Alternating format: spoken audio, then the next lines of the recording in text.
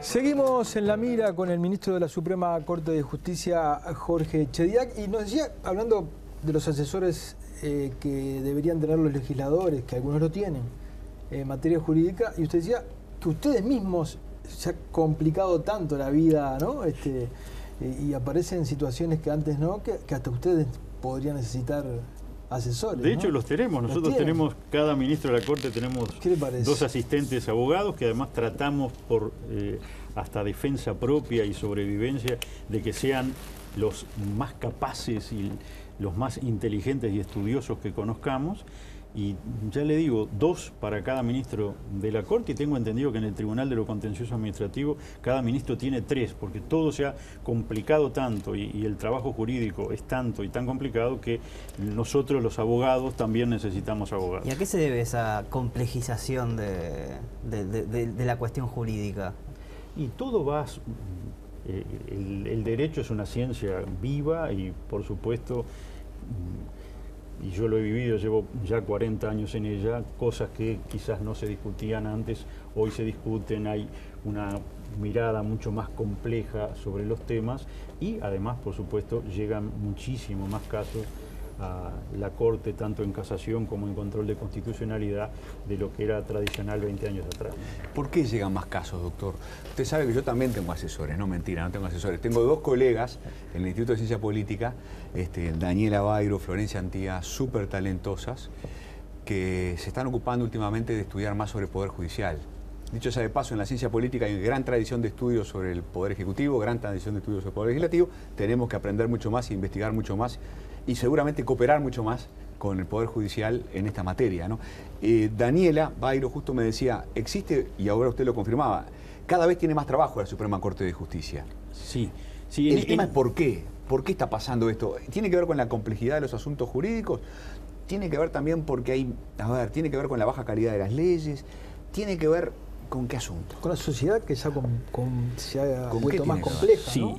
y con un ideal al cual también nos acercamos, que es el famoso ideal de la accesibilidad de la justicia. Dice, bueno, no, la justicia tiene que ser asequible a todo el mundo, tiene que brindar un servicio ágil, tiene que tratar temas que antes no trataban, tiene que interesarse o brindar una atención adecuada en temas, por ejemplo, de violencia de género, de violencia doméstica, que en otras épocas estaban poco visibilizados, y eso es positivo. Lo que pasa es que, por supuesto, termina significando más juzgados, más apoyatura técnica, más funcionarios y bueno, mayores dificultades para el servicio y más carga para los juzgados. Pero esto de la accesibilidad, ¿no? Yo no recuerdo si lo hablamos con usted o con Pérez Manrique.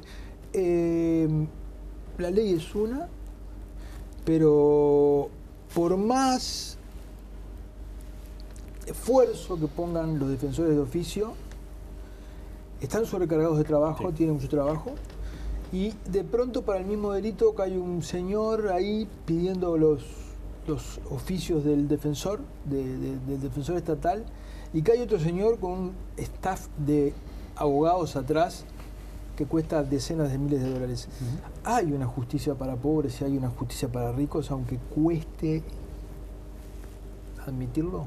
Yo creo que no. Lo que hay es, bueno, quien puede pagar, como usted señala, una asesoría de alto nivel, a lo mejor tiene a su disposición un staff de abogados que el Estado por sí no puede brindar, porque si bien nuestros defensores públicos son la mayoría de ellos extremadamente experientes, muchos de ellos más experientes que abogados particulares, porque han tenido en el transcurso de su carrera mucho más casos, justamente por esta sobrecarga que usted señala, pero bueno, por supuesto tienen limitadas sus posibilidades de horas hombre u horas mujer para dedicarse a la defensa, pero tratamos, por supuesto, de que la justicia sea igual para todos, y en el juez no tiene tampoco tanta influencia la calidad de la defensa. No es cierto esa leyenda urbana de que con un buen abogado todo se soluciona, no. Además hay que tener razón, ¿no? Claro, pero por ejemplo, cuando se habla de políticas sociales se habla de tratar diferentes a los diferentes, ¿no? Eso, la justicia no lo puede hacer.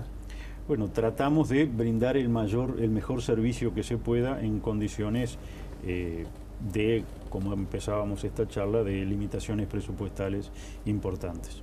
Los tiempos juegan también, ¿no? Sí. Me imagino que un juicio que dura mucho para una familia de bajos ingresos o para un individuo de bajos ingresos es más difícil de sostener que un juicio, me refiero en materia económica, donde en realidad ahí se juega el veredicto, quizás se juega bueno, un ingreso importante para una familia, una compensación importante para una familia. Ahí sostener un juicio, empezar el proceso, bancar por cuenta de uno el proceso, me imagino que para una familia de bajos ingresos puede llegar a ser complicado y muchas veces frustrar el inicio de acciones legales. Sí, es verdad, y aquella máxima sí es cierta en el sentido de que si la justicia demora demasiado, deja de ser justicia. Nosotros estamos atacando el tema desde varios lados. La realidad es, en los años 60 primaba mucho la idea de que los juicios duraban por los tiempos que están en el código, por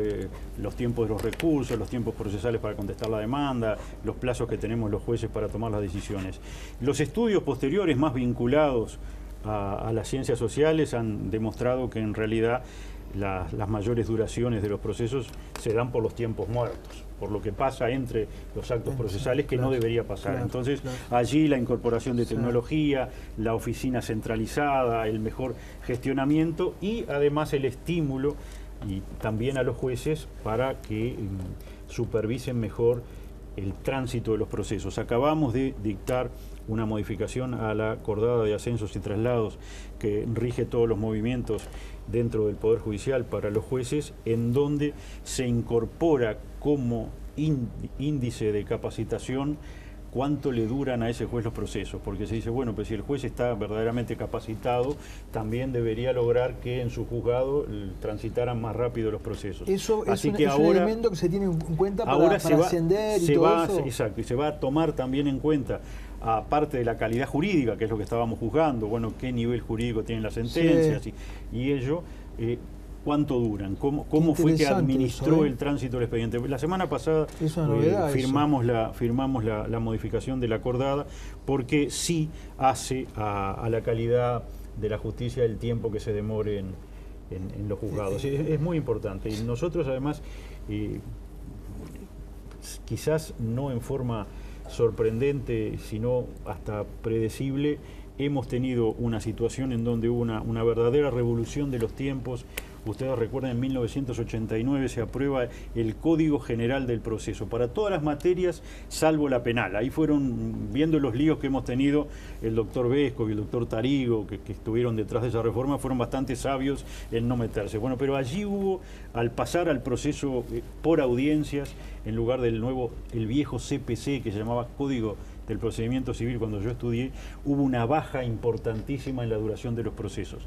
Y luego nos fuimos burocratizando. Esa baja acentuada de la primera década se fue revirtiendo y hoy, en general, los procesos en la parte no penal duran 1 año y medio, lo cual debería ser mucho menor. Fito pide la palabra. Sí, para una pregunta delicada. En el mundo uno lo que ve es que este asunto de la judicialización de la política ha llegado a niveles extraordinarios, ¿no? Uno ha visto caer el gobierno español, ¿no? Por el gobierno de Rajoy, por la iniciativa de la justicia, ¿no? Por causas judiciales. Uno ha visto Brasil, al juez Moro arremeter, incluso hasta con expresidentes y presidentes. Yo sospecho que Temer también va a terminar procesado cuando llegue el momento. Esta misma semana, todo lo que está pasando en Argentina en torno a Cristina Fernández de Kirchner, expresidenta y senadora. La pregunta es, la justicia uruguaya, no digo que sea deseable, pero la justicia uruguaya siente que tiene las manos libres incluso para tocar el poder político donde más le duele, en la presidencia de la República.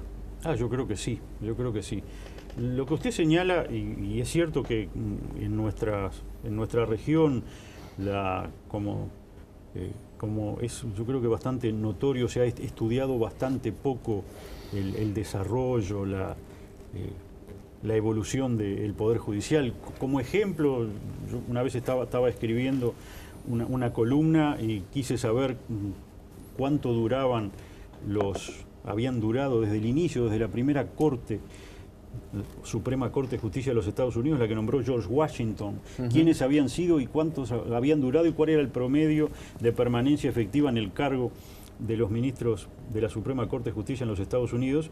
Entré a Wikipedia y terminé con todos los nombres, son 141, 142 hasta el que ahora tiene que nombrar Trump, y el promedio de permanencia en el cargo fue de 14 años y 7 meses. Eso en Uruguay no existe. Uno entra a la parte uruguaya y lo único que están los nombres, y ni siquiera se sabe en qué año fuimos cada uno ministro de la Corte, y nadie se puso a estudiar a ver cuánto duramos o cuál es la duración promedio efectiva de un ministro de la Corte del Uruguay, que para mí debe estar en el entorno de 4 años. Pero sí hay una especie de atraso en el estudio de eso.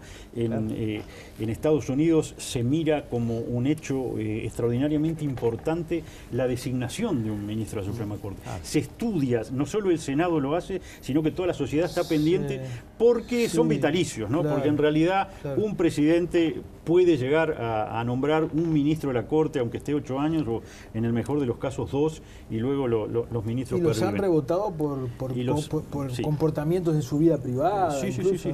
Doctor, y lo vamos a estudiar en el Instituto de Ciencia Política. Eso es un buen tema. Pero sí es importante estudiar las 3 ramas del gobierno. Y vinculado a eso, yo he postulado, simplemente me parece como visión ya de quien peina canas, que la rama judicial ha sido la rama del gobierno que se ha desarrollado en forma más lenta, que le ha costado más llegar a su adolescencia y a su adultez, porque esta situación de estar controlando a los poderes políticos fue como se diseñó.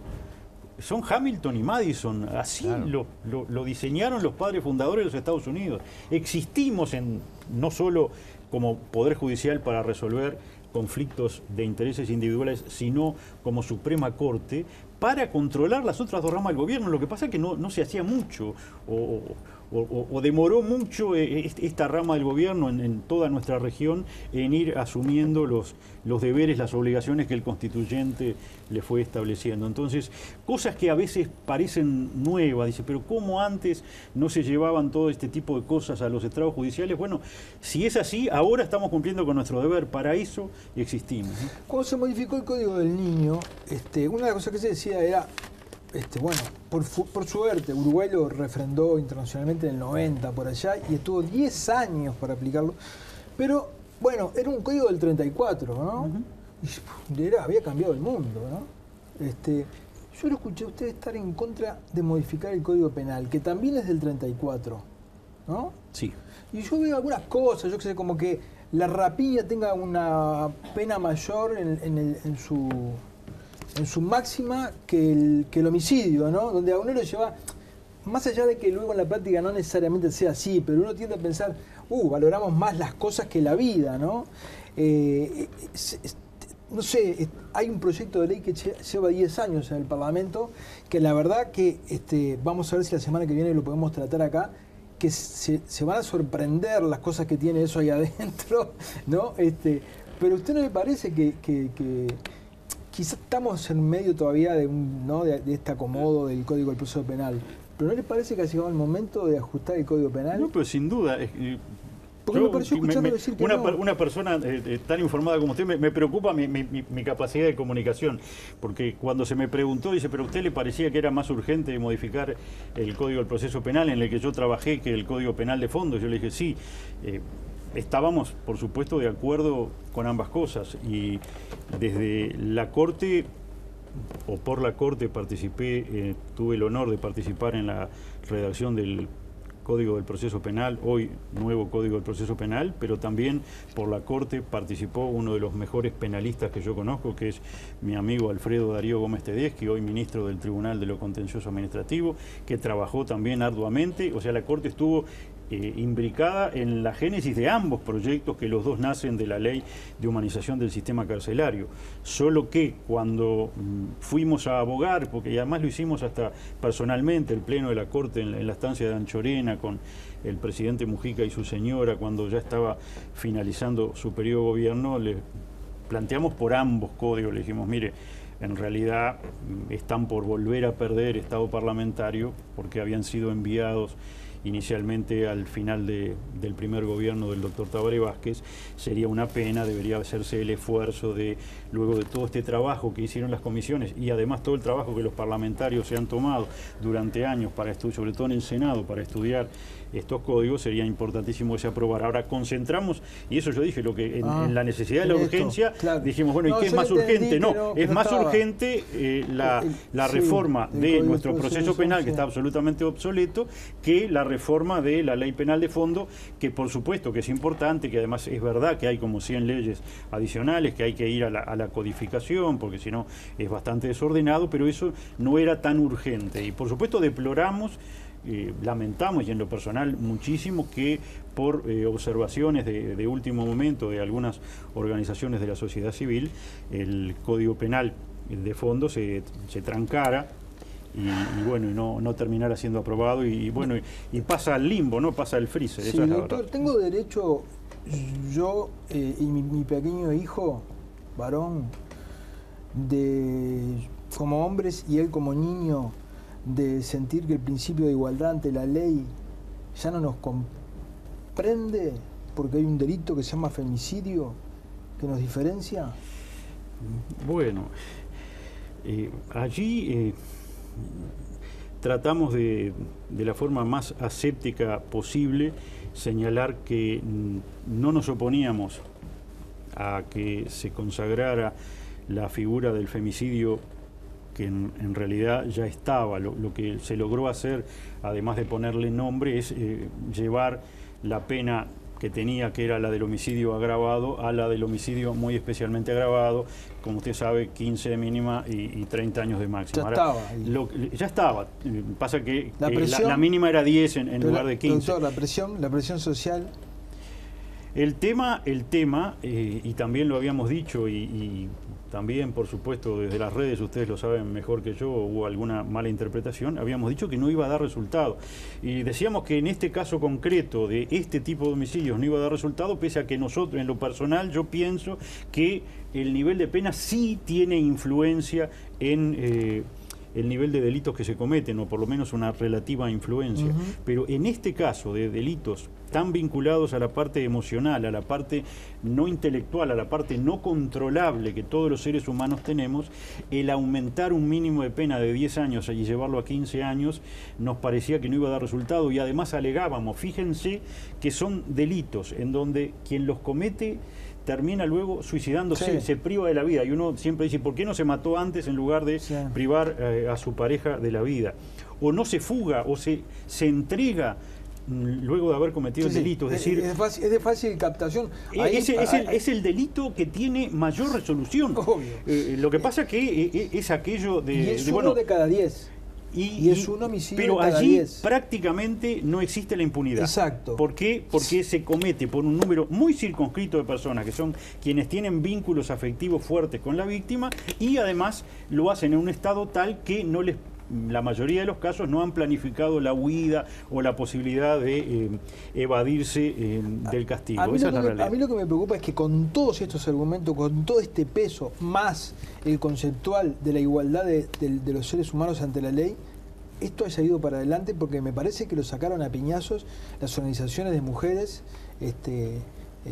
y me preocupa que los poderes públicos reculen ante las corporaciones. Yo le ratifico lo que señalábamos, más bien filosófico, pero que además también es jurídico. El homicidio no es privar de la vida a un hombre. No, es privar de la vida a un ser humano. Y ser humanos somos los hombres, las mujeres, los niños y las niñas, como se suele decir ahora, aunque mi admirado Arturo Pérez Reverte se erice con este tipo de lenguaje inclusivo. Yo lo sigo mucho.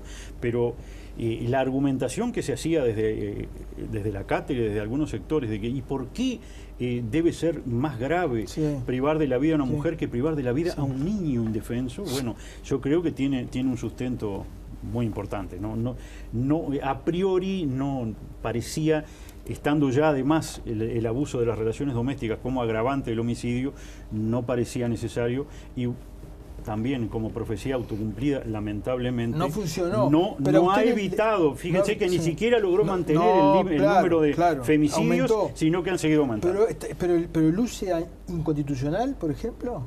ahí no podría ser Habla. absolutamente ningún tipo de... Nos queda una pregunta, Paso.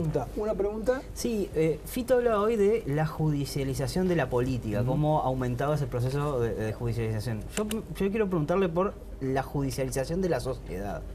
Si la sociedad uruguaya está recurriendo a la justicia por cosas y en cantidades que antes no lo hacía, y cómo es ese proceso a nivel mundial. Si somos hoy una sociedad muy judicializada, como uno ve a la sociedad estadounidense, pongámosle como referencia, o alguna donde las cosas se resuelven por otro lado.